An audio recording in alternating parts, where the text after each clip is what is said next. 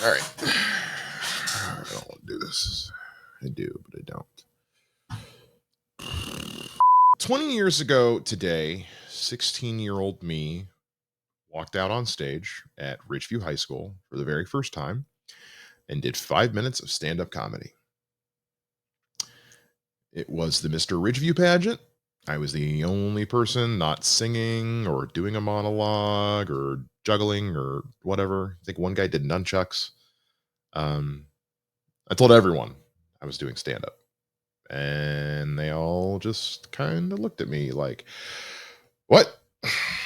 my girlfriend at the time, my parents, my friends, everyone was just like, okay, sure.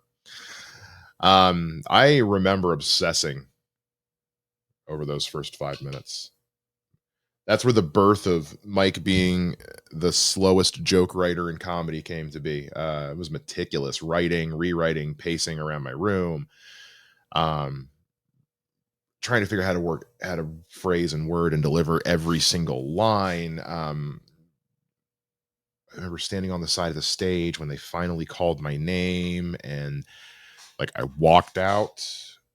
People clapped. The lights were bright as shit.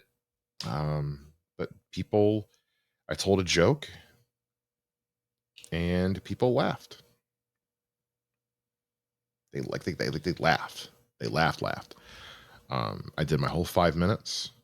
I got a laugh on every punch. I got a standing ovation when I rapped. I didn't win anything. I didn't really care. I knew it was a long shot. I just wanted to see if I could do it. Not even do it well, just do it.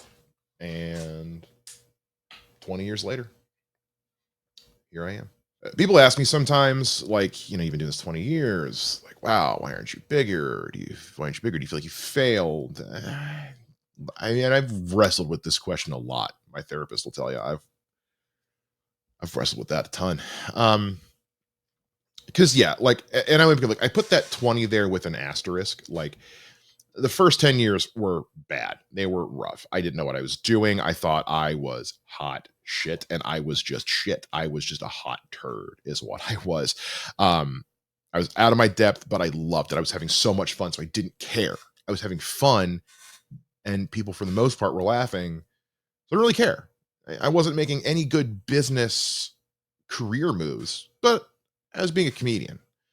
Um, I loved it so much. I have tried to quit twice, and every time I came right back. I can't not do comedy. I've tried. I really have. So when people ask if I feel like I failed or succeeded, I mean, I come back to this idea that like you have to define your own idea of what success is. Um, you can't measure it against somebody else's. That is the birth of imposter syndrome, and imposter syndrome is the death of creativity. No, I don't have a Netflix special. I'm not on tour. Nobody's name dropping me in green rooms. I'm not even verified on social media. But I do get to spend my free time with some of the funniest, most talented, most creative people I have ever met. I have built friendships, I have built brotherhoods, relationships through comedy that that are going to last me until the day I die. Like there are people I know exclusively because I do comedy who I cannot imagine my life without anymore. And none of that would be true if I had stayed gone. I have traveled, I have met amazing people, I have had incredible experiences. I started my own comedy business this year. Like I found a home for me in comedy right here in Dayton. And so if someone asked me like, am I disappointed? It's no. I mean, yes, of course I'd like to make it big. That goes without saying. But another comic said to me recently, there's a lot of comics who it's good they didn't make it big. They wouldn't have been able to handle it. And I think a lot of times that's true. Maybe I wasn't ready for that kind of success. Maybe it was just like you don't need that. But like now I'm happy. Now I'm grounded. Now I'm like I know what I want out of comedy. I know what I want my comedy career to be, and I know I'm just getting started still. Um, because it's taken me 20 years to figure out who I am as a comedian.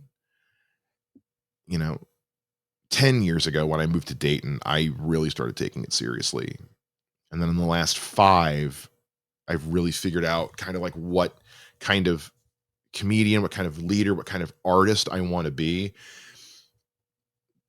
Looking back, it's been a wild mix. Like the people I've met, the jokes I've told, the plethora of mistakes I've made, the wins I've had, it's all been part of this ride that I am so glad I jumped on when I did.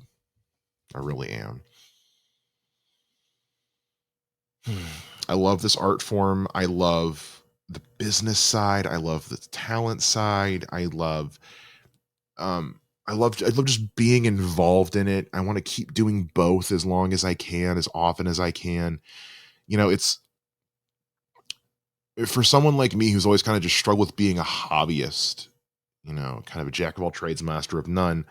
Like, comedy really gave me a sense of purpose. It gave me a sense of community, um, a sense of self-worth that I didn't expect.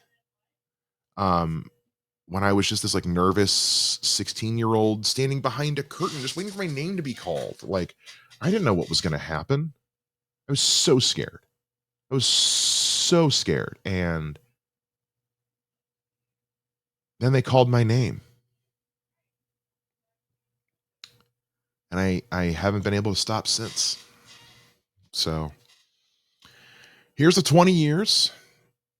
Thank you to everyone who has been a part of it. Friends, family, comedians, comics, crowds, anyone who has been with me for any amount of time on this journey. Thank you.